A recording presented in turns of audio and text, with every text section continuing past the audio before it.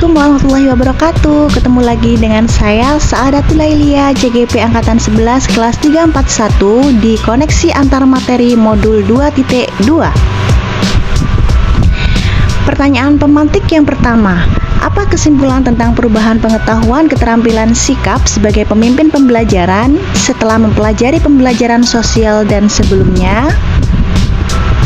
Ya, sebagai guru sangat perlu mempelajari materi tentang pembelajaran sosial dan emosional agar dapat memahami, menghayati, dan mengelola emosi atau kesadaran diri, menetapkan dan mencapai tujuan positif atau pengelolaan diri, merasakan dan menunjukkan empati kepada orang lain atau kesadaran sosial, membangun dan mempertahankan hubungan yang positif atau keterampilan berelasi, dan membuat keputusan yang bertanggung jawab atau pengambilan keputusan yang bertanggung jawab. Hal tersebut sesuai dengan 5 kompetensi sosial dan emosional yang harus dimiliki. Guru sebagai pemimpin pembelajaran harus menerapkan 5 kompetensi sosial dan emosional tersebut agar dapat mewujudkan pembelajaran yang nyaman, menyenangkan bagi murid, dan menciptakan karakter murid yang berbudi pekerti luhur sehingga akan terjadi perubahan positif pada diri murid baik secara pengetahuan, keterampilan, dan sikap. Pertanyaan pemantik kedua, apa kaitan pembelajaran sosial dan emosional yang telah Anda pelajari dengan modul-modul sebelumnya? Nah, yang pertama, modul 2.2 dengan modul 1.1. PSE lebih menitik beratkan pada pencapaian nilai-nilai budi pekerti yang dapat melatih anak untuk memiliki kesadaran diri sesuai dengan filosofi Ki Hajar Dewantara.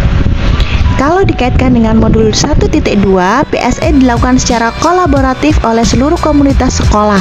Hal ini sesuai dengan nilai guru penggerak yaitu kolaboratif, sejalan pula dengan peran guru penggerak yaitu menjadi pemimpin pembelajaran dan mendorong kolaborasi untuk mencapai kesejahteraan psikologis atau well-being. Jika dikaitkan dengan modul 1.3, pembelajaran sosial emosional dapat terwujud jika seorang guru penggerak memiliki visi yang dapat menciptakan kesejahteraan psikologis sehingga dapat menghasilkan anak didik yang berkarakter dengan memiliki 5 KSE. Jika dikaitkan dengan modul 1.4, pembelajaran sosial dan emosional memungkinkan anak dan orang dewasa untuk dapat memiliki kesadaran diri, manajemen diri, kesadaran sosial, keterampilan berelasi, dan mengambil keputusan yang bertanggung jawab. Hal ini selaras dengan upaya perwujudan budaya positif di lingkungan sekolah yang diharapkan murid dapat melaksanakan segala hal dengan motivasi intrinsik atau dari dalam diri mereka. Apabila dikaitkan dengan modul 2.1, PSE sangat erat kaitannya dengan pembelajaran berdiferensiasi karena satu sama lain menekankan pada kebutuhan belajar anak yang harus dipenuhi agar menghasilkan murid yang memiliki 5 KSE.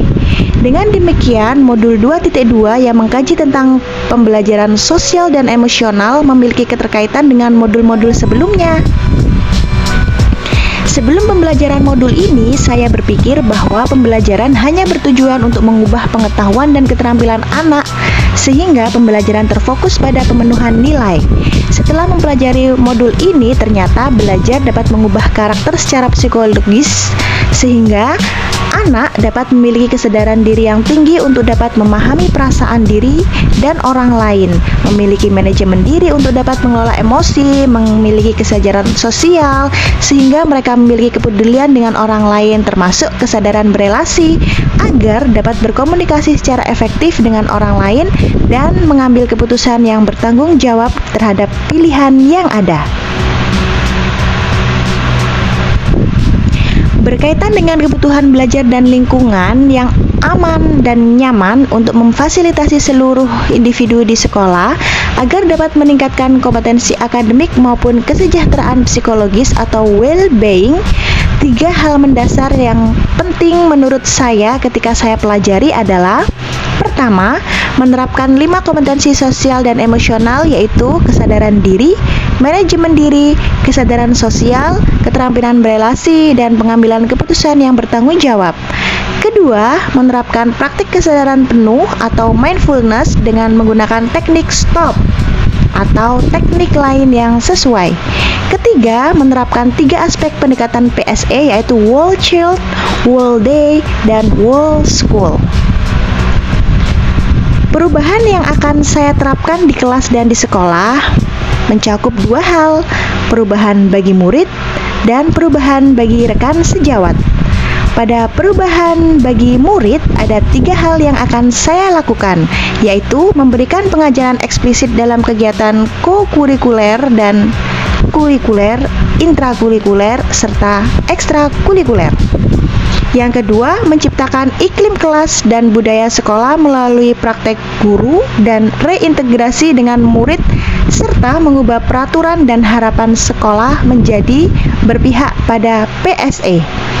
Ketiga, melakukan integrasi dalam praktek kemajuan guru dalam kurikulum akademik seperti melakukan pembukaan yang hangat, kegiatan inti yang melibatkan murid secara aktif, dan penutupan yang optimistik. Sedangkan perubahan bagi rekan sejawat, saya berharap dapat melalui penguatan KSP pendidik dan tenaga kependidikan di sekolah dengan memodelkan, yaitu menjadi teladan bagi guru atau tenaga kependidikan di sekolah, serta bisa berbagi praktik baik dan buruk sekolah laborasi dengan cara membuat komunitas di sekolah dan mengintegrasikan KSE dalam pelaksanaan rapat guru. Sekian dari saya, semoga bermanfaat. Wassalamualaikum warahmatullahi wabarakatuh.